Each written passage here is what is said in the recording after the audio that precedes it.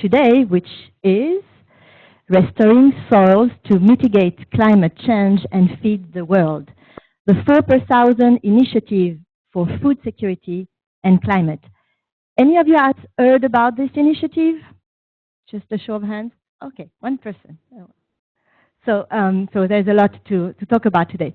But to start actually on this topic, I would like to show you a short film, very short film, which is going to give you a sense of what we're talking about. Soil is a living miracle. In one handful of soil, there are more organisms than there are humans on Earth. And we are only beginning to understand this vast network of beings right beneath our feet. We rely on healthy soil for 95% of what we eat. Yet, we take it for granted.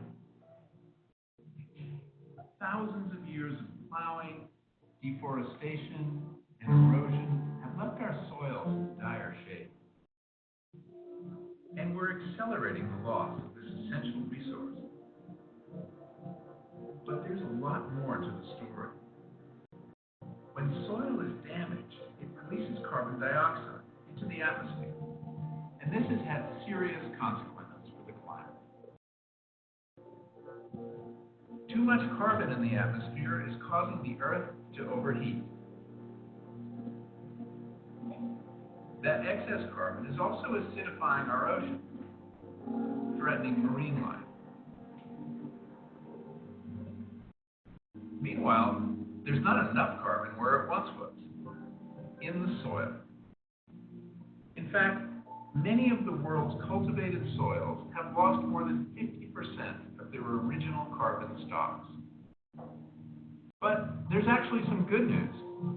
We now know how to put carbon back in the soil where it belongs. Plants capture carbon dioxide in their leaves and pump the carbon down through their roots to feed hungry microorganisms living in the soil. Now, what had been atmospheric carbon, a problem, becomes soil carbon, a solution. Practices like keeping soil covered with plants, increasing crop diversity, composting, and carefully planned grazing are proven ways to put carbon back into the soil. Carbon-rich soils act like giant sponges, absorbing water during floods and providing it to plants in times of drought. And adding carbon to soil makes the land much more productive.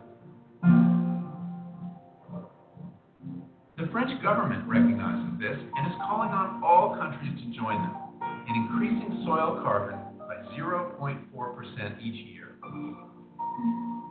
If every nation were to reach this ambitious but achievable goal, we could store 75% of global annual greenhouse gas emissions, enough to make a real difference to our planet's future well-being.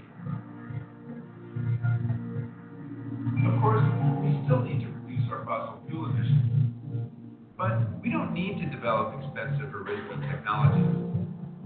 Instead, what we need is a lot more photosynthesis.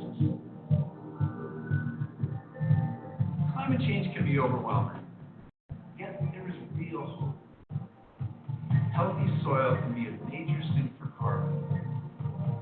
This fact hasn't been well known until now, because now we know the soil solution is right beneath our feet.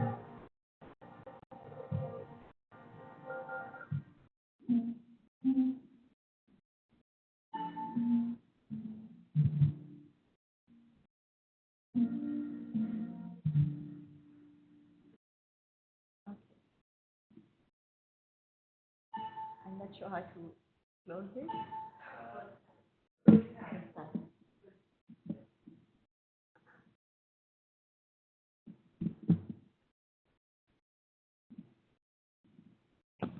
There we are. So we are going now to tell you a little bit more about the data that are in this film.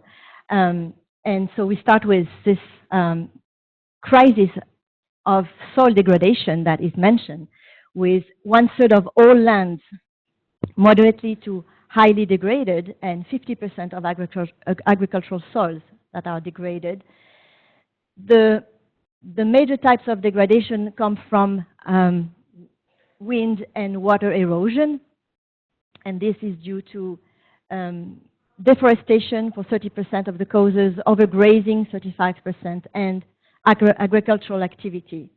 So what does it look like, as you saw in the film, when you have the so-called modern types of agriculture that uses heavy mechanization and is based on monoculture that, once the harvest is done, leaves the soils bare for many weeks and months. Here, the soils are vulnerable to wind and water erosion, whereas if you are doing more intercropping and never leave your soils bare, you protect them against erosion. One thing that we have learned now for many decades, but that agriculture had completely forgotten, is that our soils are alive. They are not just a mere dead input in agricultural production. They are filled with life, as I told you in the film. In one handful of soil, you have more organisms than humans on Earth. Healthy soils are thriving ecosystems, and because of that, they also capture a lot of carbon. So healthy soils are full of carbon. You can see here two types of soils. One that is darker, it's full of organic matter, it's full of carbon. The other one has been oxidized, because when soils are exposed to air, the carbon becomes CO2, so it's more reddish color. And 50 to 70% of the world's cultivated soils have lost their carbon. And soils are the largest carbon sink.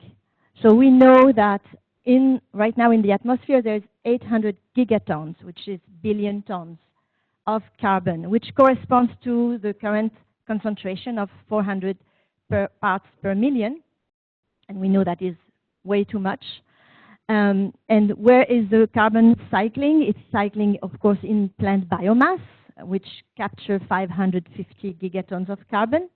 But mostly carbon is in soils, 2,300 gigatons in soils, and in particular in the topsoil, which is 40 centimeters deep, 16 inches deep, is 860 gigatons, where this is where we can capture even more carbon through different methods that we're going to talk about. So basically, there are two types of climate mitigation strategies. Of course, we need to release less carbon. So here we are right now, in 2015, we have 9.7 gigatons released. So every year, 9 and almost 10 now gigatons of carbon released. Where is this carbon going? 2.6 gigaton is absorbed by the oceans. We know that it's creating a lot of problems, acidification, and loss of coral reefs, etc. 2.6 gigatons is already captured in soils and plant biomass, and 4.5 it goes to the atmosphere. Adding every year 4.5 gigatons per year, it's adding actually 2.2 ppm per year. So right now we are at 400 ppm, according to the IPCC, the Intergovernmental Panel on Climate Change. Most of the scenarios say that if we want to safely remain beyond the 2 degrees Celsius, we should try to not go beyond 430 ppm. So that means if we are putting 2 ppm every year, that we have 15 years to get to carbon neutrality, which means that in the circle of the atmosphere, we need to have 0 there. Instead of 4.5, we need to have 0 in 15 years from now, maybe less. So what are we going to do? We have to put the carbon back in the soils and plant biomass. And now we have the potential to do that. According to agronomists and soil scientists, we can sequester much more carbon in soils. In agricultural soils, about 1.4 gigaton per year could be sequestered. In forest soils and agroforestry soils, 1.3 gigaton. And we could even restore soils that are extremely degraded, salt-affected and desertified soils, 0.5 to 1.4 gigaton per year. So the total is estimated to 3.4 gigaton per year. So that's in the soils. Can we get on the way to carbon neutrality? If we know that right now 2.6 gigatons per year is captured in soil and plant biomass. If, and that's a big if, we can additionally increase 3.4 gigatons in the soils and also through massive programs of reforestation and reversing forest degradation, which are the RED Plus programs in particular, we could maybe potentially capture 2.6 gigatons per year. That's very optimistic, but suppose that we can do that, then the total that we could sequester in soils and plant biomass would be 8.6 gigatons. So here is a very optimistic scenario, but this is the scenario we have to work on, where you see in a few years from now, so the red arrow is what we release in the amount of carbon released. It's going to continue growing, and right now it's about 10. Here in this scenario, it's 10.9. And of course, we hope that it's going to peak sometime before 2030 and then start decreasing. Hopefully, it's going to peak earlier. As soon as China peaks, basically, it's going to probably peak for the whole world. And if we have the 8.6, what you see here, the potential land sink of 8.6 gigatons, and we still have the 2.6 gigatons that are absorbed by the oceans, you do the math, and now in the atmosphere, it's actually minus 0.2. So we can start getting carbon from the atmosphere back into the soils. We are reversing global warming. So that's a very optimistic scenario, but this is the scenario that the 4 per thousand initiative is working on. So what is this initiative? It was launched by the French Ministry of Agriculture during COP21 last year in December in Paris. And this number comes from the fact that so we would add 3.4 gigatons of carbon every year to the topsoil. And as I said earlier, the topsoil includes 860 gigatons. So the ratio 3.4 divided by 860 is 0.4%. That's an annual rate of growth of soil's carbon, 0.4%, which is 4 per thousand per year. So this initiative was launched not as part of the UN Framework Convention on Climate Change, but as a separate initiative that would bring along an international platform of various stakeholders, not only nation states, but also, not only nation states, but also NGOs and research centers and universities, so that it becomes really, civil society is really an important component of this initiative to share information, exchange good practices, design projects and policies, and promote and fund several programs. Some of these methods we are going to talk about: agroforestry, agroecology, permaculture, no-tilling methods, more intercropping, plant trees, feed the soil with manure, compost, boosting soil microbiology, using biochar, and best sustainable practices in pasture management and grazing. So this initiative, as the Minister of Agriculture said, it is reconciling the aims of food security with the combat against climate change, because regenerating soils is a win-win solution. When we restore soils, we actually increase crop yield by 1.3% per year. If we add 1 ton of carbon per hectare in soil organic matter, we might be able to increase by 40 million metric tons of additional grain production. And that matters when we have a growing world population that will reach 10 billion people around the year 2060. And of course, by sequestering carbon back into the soils where it belongs, we not only have a very efficient climate mitigation strategy, but we have a very safe strategy. Actually, that's what nature has been doing for millions of years. We don't need any kind of weird technology, sorcerer apprentice geoengineering technologies, spraying sulfur in the atmosphere, I don't know what. So it is really the initiative that has captured a lot of the interest and is now being developed by many countries. This is what I wanted to show. Growing international coalition of nation states, 30 countries, 8 international organizations. It's still very small, but it is growing. And this can potentially be implemented by 570 million farms worldwide, 3 billion people living in rural areas. It has been estimated that it would cost between $70 and $140 per ton of carbon additionally sequestered. So we are talking about 3.4 gigatons. It's 3.4 billion. So that would be about 500 billion per year. This is actually a cost that is mostly labor, because we need methods that are labor intensive. We had an agriculture that did not need farmers anymore, replaced people by machines. Now we need people back on the land to protect the land. So this is actually lots of jobs in the rural areas, which means how are we going to finance this? These subsidies to farmers and rural communities who are going to become carbon farmers in some ways and soils restorers. Are we going to finance that with a global carbon tax, or by redirecting some of the bad agricultural subsidies into these good subsidies? These are plenty of questions that are not answered now. This is just the beginning of this movement. And it's really a movement, because it's not only nation states here. As I said, civil society needs to play a major role.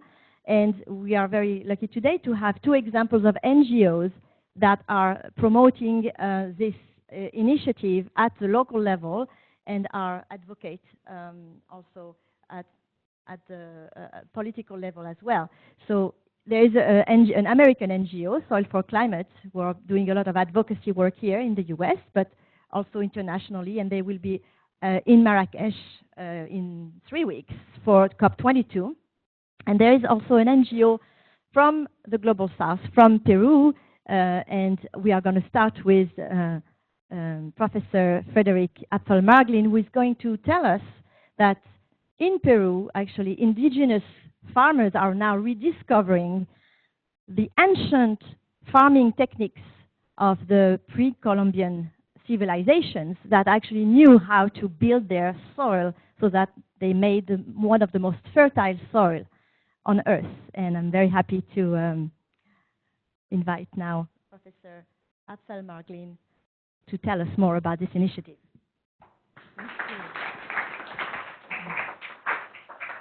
Thank you very much. Et on appuie sur lequel? Sur celui-là. Celui-là. D'accord. So very quickly, I am an anthropologist, trained as an anthropologist, and have been going to this region for 22 years. I first collaborated with a Peruvian NGO, and then with a fair trade coffee co-op. And then somehow the local spirits decided I should have my own center.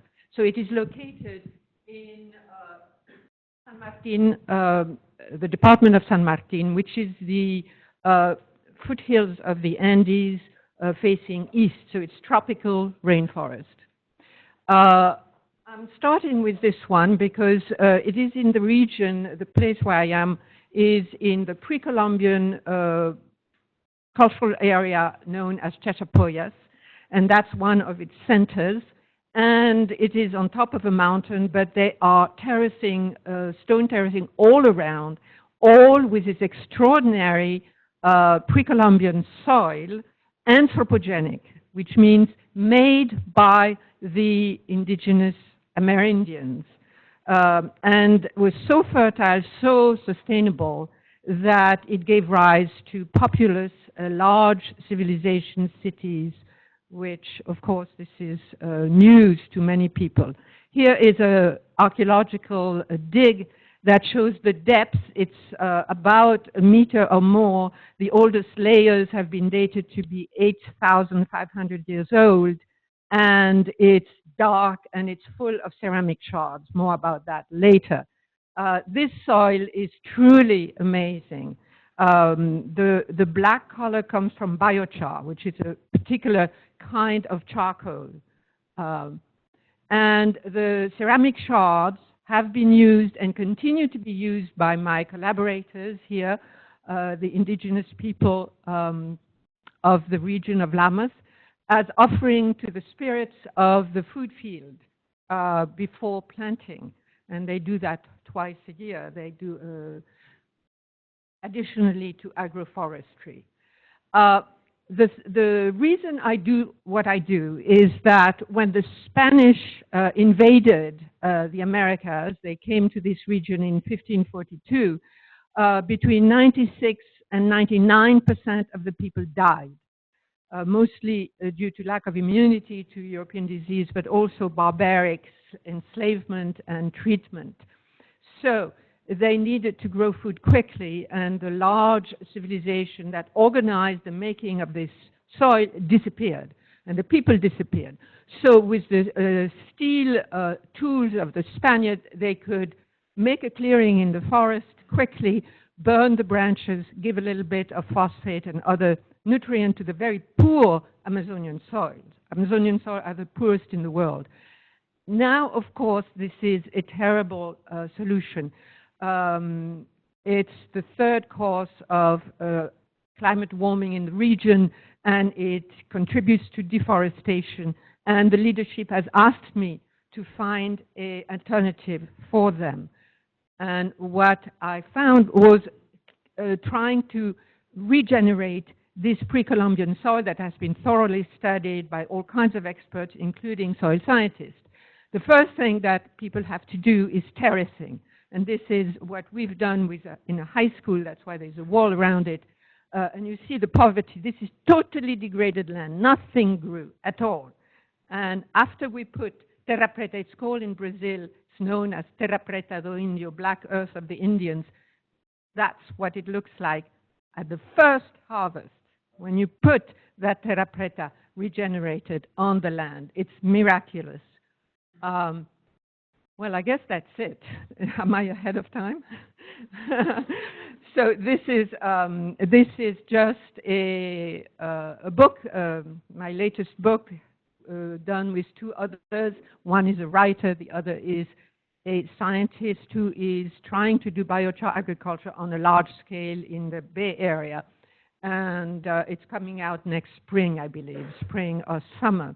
And I wanted to mention that at my center in the Peruvian Upper Amazon, I offer a program, a summer program in July and August, and for undergraduate MA students and activists as well.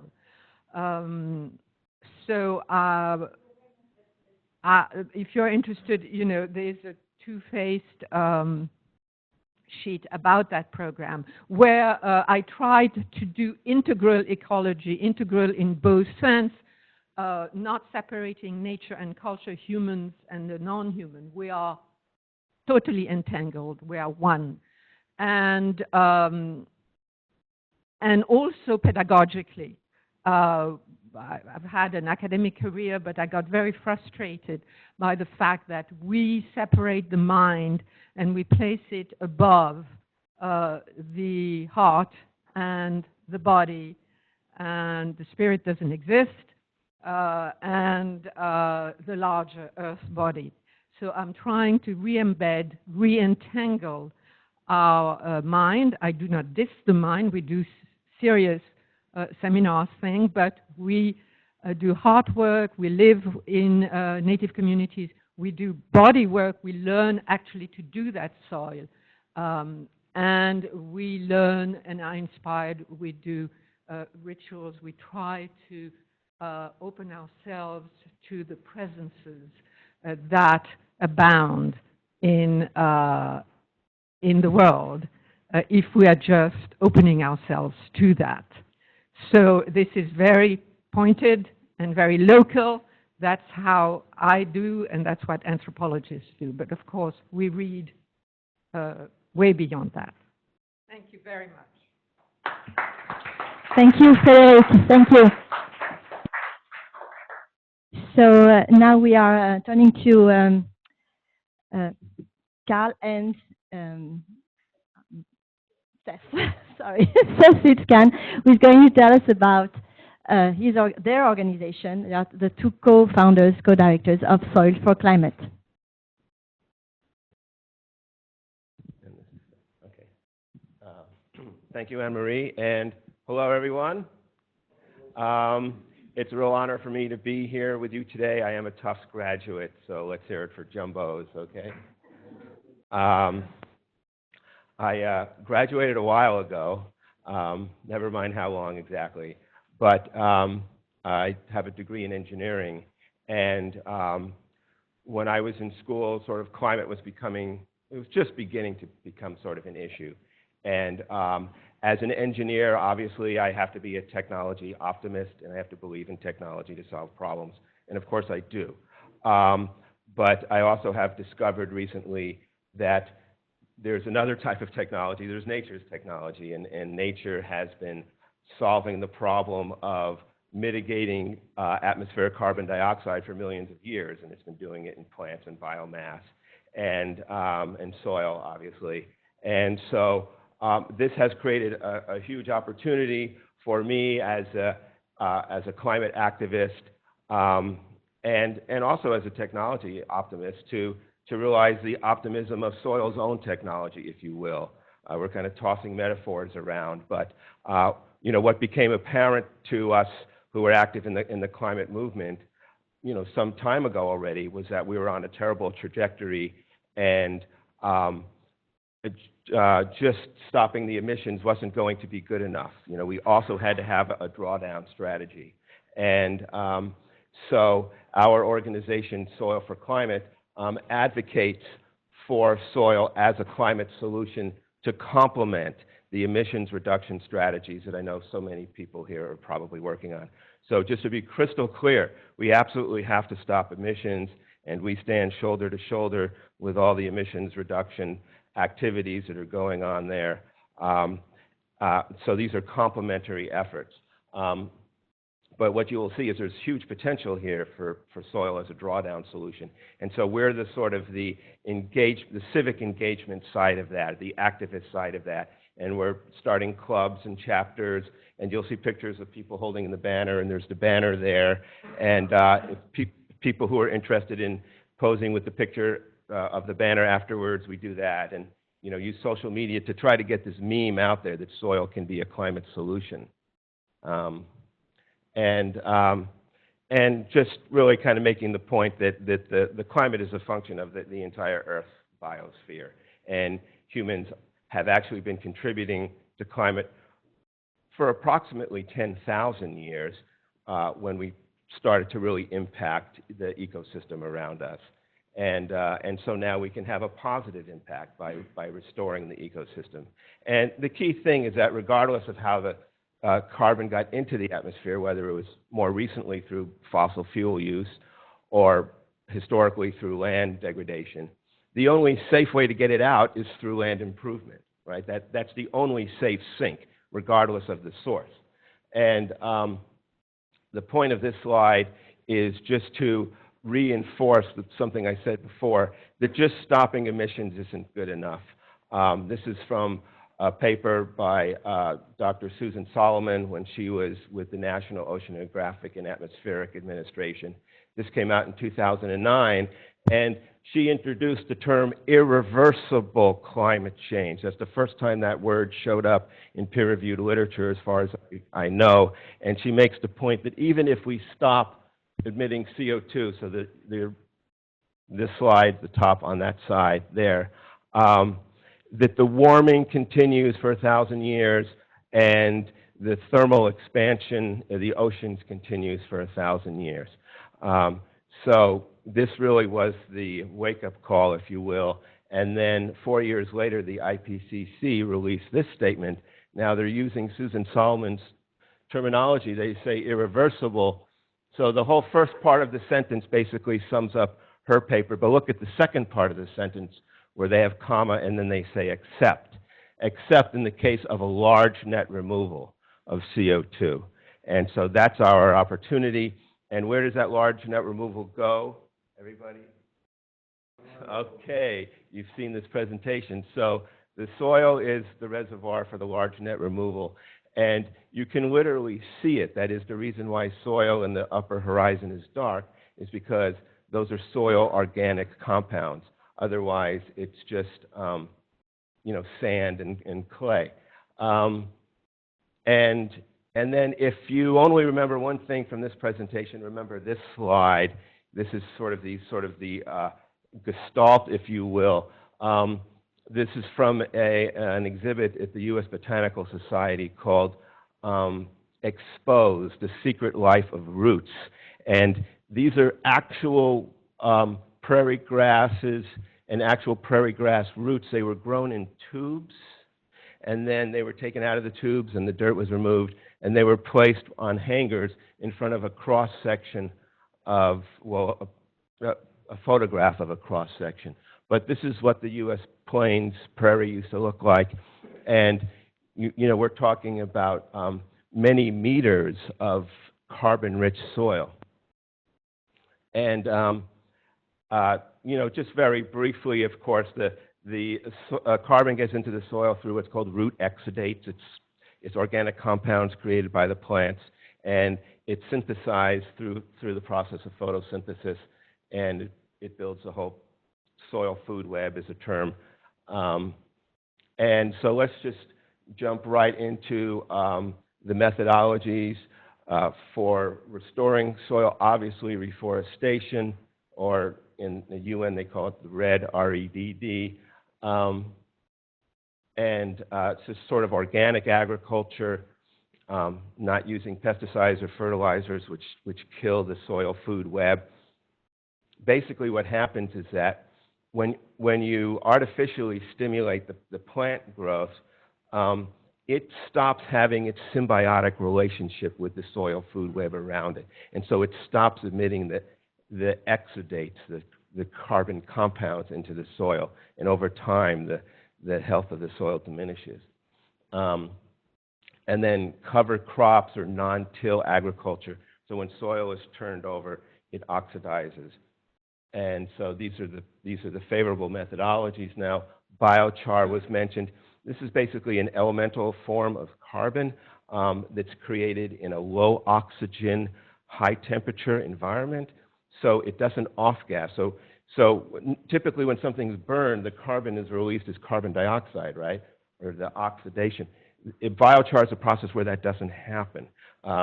And so all of the carbon is kept behind, and it's kept in a very stable format, which can last for centuries to millennia. And as we already heard from the Peru example, the terra preta. So this is in the Amazon basin, where similar cultures were creating this type of soil. And this soil is hundreds to thousands of years old. Well, about 1,200 years old is when these cultures were there. And the soil is still rich in carbon. And then there's another practice called restorative grazing or holistic plant grazing, or it's also called adaptive multi-paddock grazing. It's basically a way of using livestock as a proxy for the wild herds that co-evolved with the grasslands. And so you can recreate that type of plant growth, which stimulates building carbon. And I have a few slides on this just because I have more experience with this, because I went to Zimbabwe and South Africa 3 times to learn about this practice. And these are basically, fairly dry regions where how animals are managed can make a big impact for the better or for the worse. We want to focus on the better, of course. And so basically what you have here is a mixed species herd in a sort of a high density and moving in a certain way which replicates what the wild ruminant populations would have been like. and it helps restore the grasses. And this is being studied now, and the terminology which is showing up in literature is AMP. It stands for Adaptive Multi-Paddock Grazing.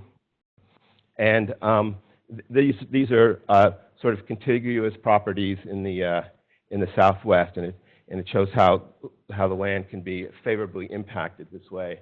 And then this is a cross-section of land on contiguous properties in East Texas with a different type of grazing management. And again, you literally can see the difference. That is, the reason why it's darker is because there's more soil organic carbon, or there's more carbon compounds. And again, this is just from my own experience. So these are places that I've been to, and you can see the restoration beginning to take hold. And that's yours truly. The important thing, though, is you can see here what it looked like that for decades, and now you can see it's been restored. And these are deep-rooted perennial plants that I'm standing in now. That one's called Panica maximum. The root systems, can be meters deep. So this is a real good news story in terms of restoration and climate. And again, just some more sort of close-up pictures of the soil life now. This is the millipedes, and this is fungus growing there. And again, just some more examples of restoration. It's hard to tell that it's even the same place. And then, so this is a recent paper that just came out in the Journal of Water and Soil Conservation, and from Richard Teague at Texas A&M. And oops. Okay, well, what I wanted to show here is he shows that when you combine AMP grazing with what he calls conservation cropping, which is basically all the best cropping methodologies, you can draw down about 1.2 gigatons of carbon per year in North America alone, and that's approximately 12% of all global emissions. And then we get to the activism part of it. So our organization, Soil for Climate, is actively trying to promote this message. And there's the web page, and there's us with Bill McKibben, who's the founder of 350.org, which is probably the most well-known climate organization in the world, climate advocacy organization, excuse me. And here we are just all around the world trying to get the message out. Here's Professor Bill Mumma, formerly with Fletcher. He's now with GDAE, the Tufts Global Development and Environment Institute. But just all over the world, just trying to get the message out there. And we're going to Marrakesh in a few weeks. We're really excited about that. And this is us crashing COP21. You're not supposed to do that, but we managed to get away with it. And then there's a chapter that formed at Northeastern University. So if people are interested in forming a chapter here at Tufts, that would be great. And these were this was an after-school program at Earth Day in White River Junction, Vermont. And then, and then this is just sort of the power of positive thinking. This is a real cover of New Scientist magazine from December 1999. This is how they closed the millennium and welcomed the new millennium, with just all very negative thinking. And I was emotionally taken by that. And so I whipped up my copy of Photoshop, and I made my alternative version here. So which one do people prefer? So it's important to have a positive thinking, and so to help create the positive thinking, we wrote a song, and so we have a music video to go along with that song, and I'm going to play it for you now. Seth is one of the writers of the song. Thank you, Karl.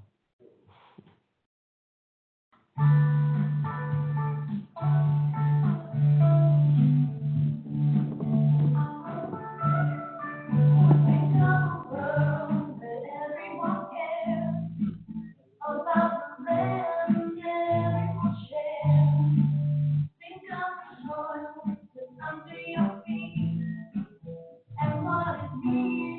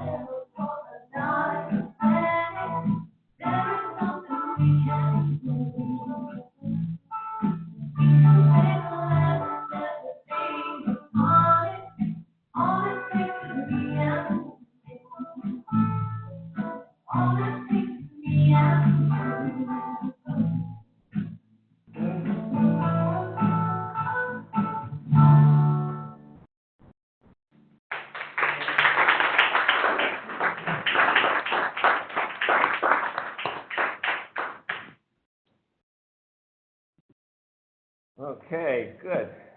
So, I guess I'm now. Thank you, Kristen. We'll now hear from us. Sorry. Let me get rid of that.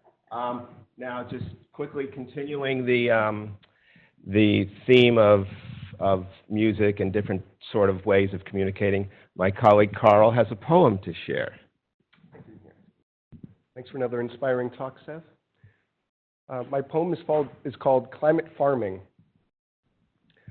So what's the future? Is there no hope? Healing the land can help us cope and grow better food with less flooding, too. Put carbon in soil is what we must do. Draw down the heat, slow the sea rise, let birds and bees thrive in the skies. Good farming is how we deal with this mess. Now the climate's fixed, what's next to address?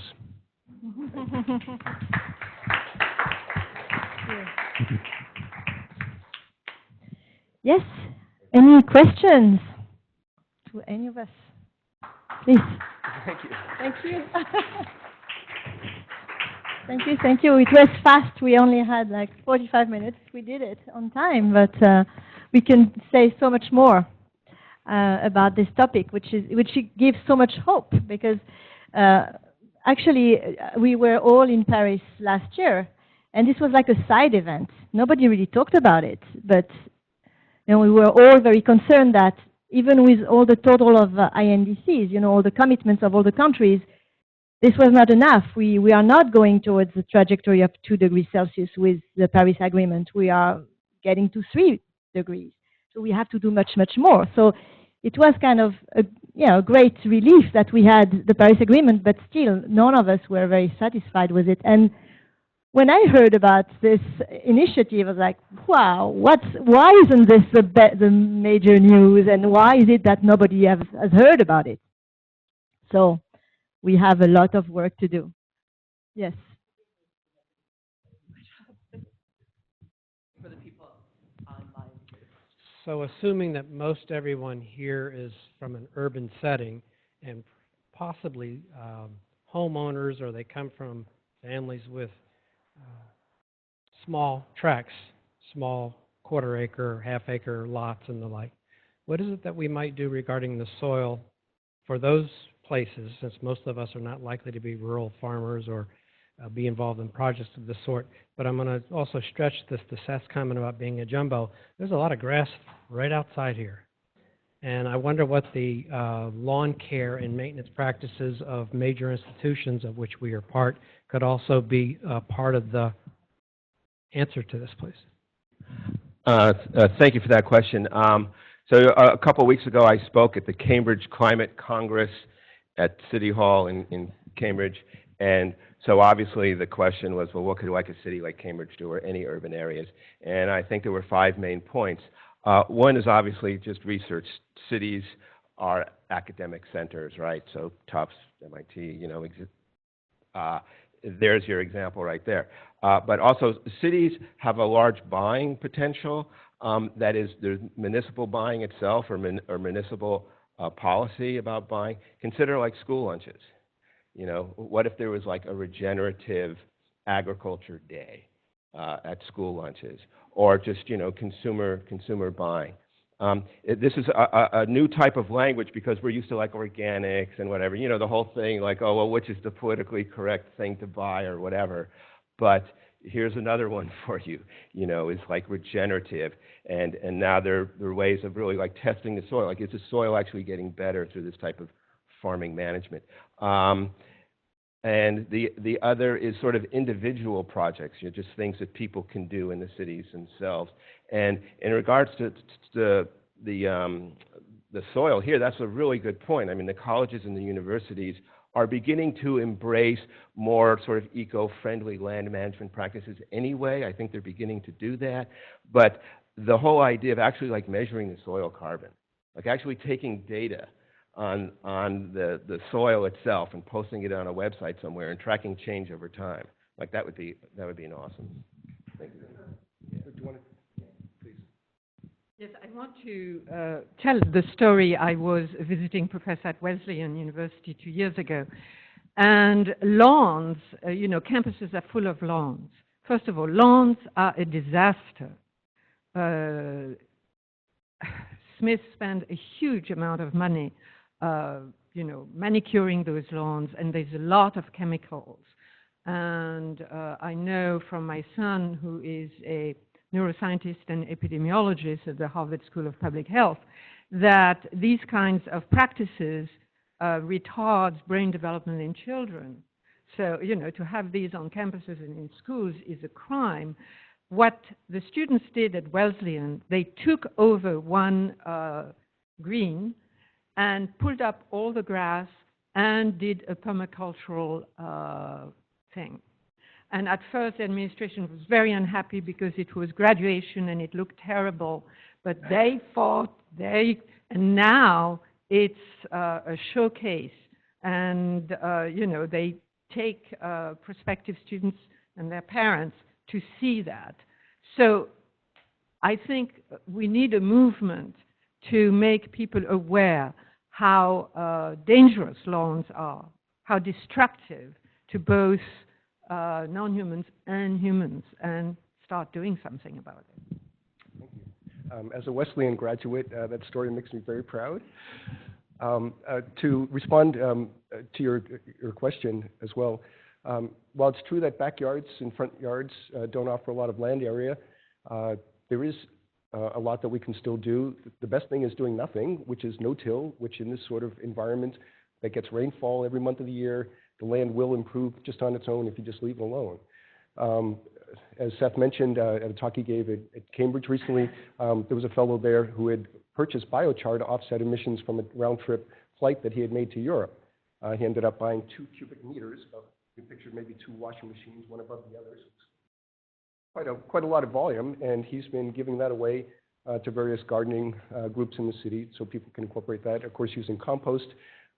Most importantly, as Seth alluded to, cities offer the buying power. The National Audubon is developing what they call a bird-friendly beef label. I don't know if they'll succeed with that, but this would give consumers a way so that when you buy a product in the supermarket, if it's meat in this case, you'll know that that burger is putting carbon back into the ground. It's not hurting land. It's not contributing to runoff or dead zones.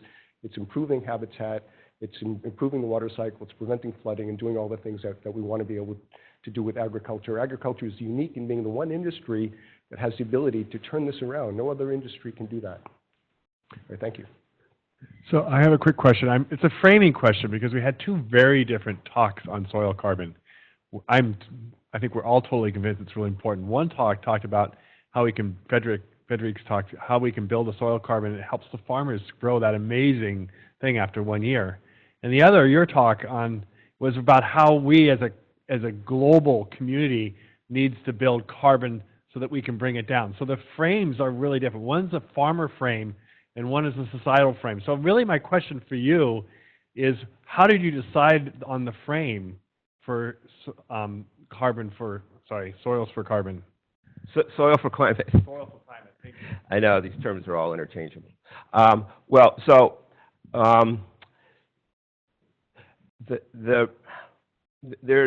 There are different frames because there's also different narratives, right? And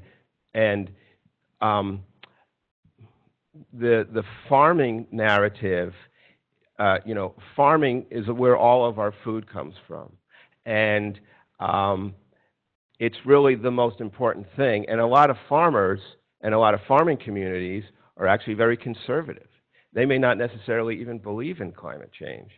To some extent, that's okay. Like, they don't need to. Like, they can see if they're getting better production, if they're not losing topsoil.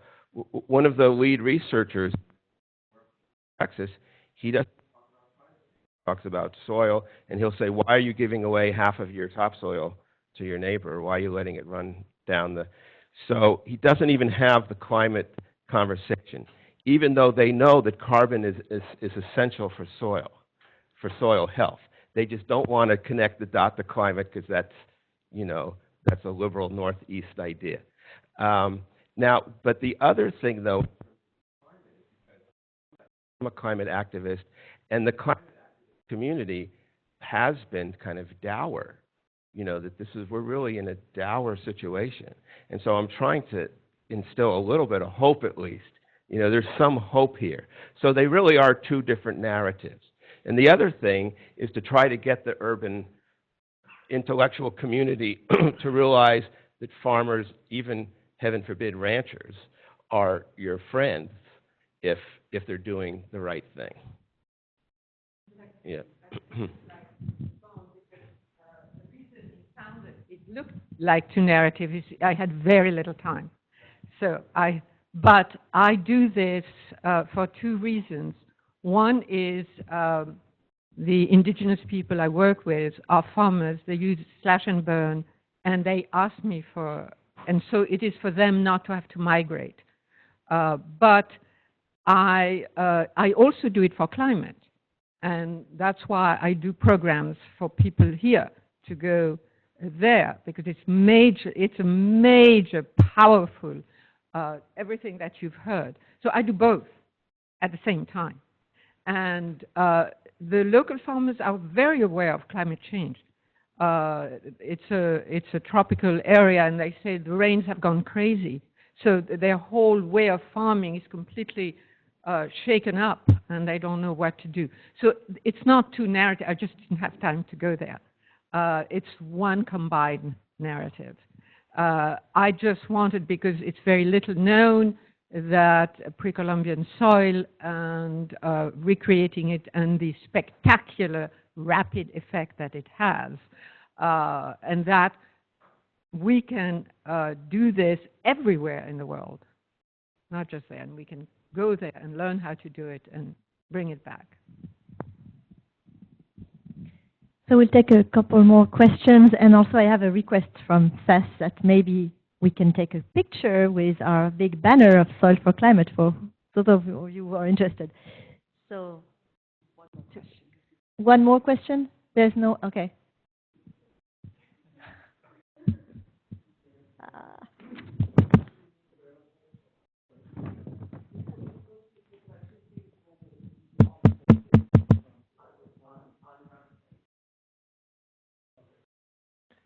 Good afternoon. My name is Anurag. I'm a student at Fletcher School, and I'm from India. And the question is regarding the extension services. While in India, as you are aware, there's a huge farming community. There's a huge soil, different types of soils. In fact, there are 7 to 8 different types of soils in India, all over. But what India is grappling with currently is the very basic thing about soil leaching and nutrients being leached out due to over-farming or chemical fertilizers being utilized. But despite the problem being recognized, nothing can be done there because the extension services for the solution are not able to reach down to the farmer level. So when I saw these presentations that you made where you've spoken about new solutions, I would like to hear a little bit more about how are you going to extend the services at a farmer level? How are you thinking about doing that? This is an excellent question. It's a huge problem. I worked in India for many years as well. Same thing in Peru, extension, you know, it's all modern industrial agriculture. So I wrote a project for this regenerative agriculture, simplified terra preta, more 4 per thousand, and the umbrella indigenous organization enthusiastic about it. Finally, something we can do that speaks to us, that is we are able to do. And they said, don't give it to any governmental agency, not to the university, not to NGOs, because what happens there, they get their experts that transforms it into something developmentalist and it disappears. So don't tell anybody. We want to do it ourselves. So now we are trying to get funds so that their organization with us in collaboration can do that directly. And that itself is very difficult because typically the indigenous, in India it would be the small farmers, they're not allowed to manage their own funds, and they receive, you know, the crumbs. And we want to turn this around. And it's a huge challenge, but that's what we're trying to do. Unfortunately, I think we need to say thank you so much to our guests because folks do need to get to classes. Thank you for a wonderful presentation. If anyone wants to stay around and have a picture taken, you're welcome.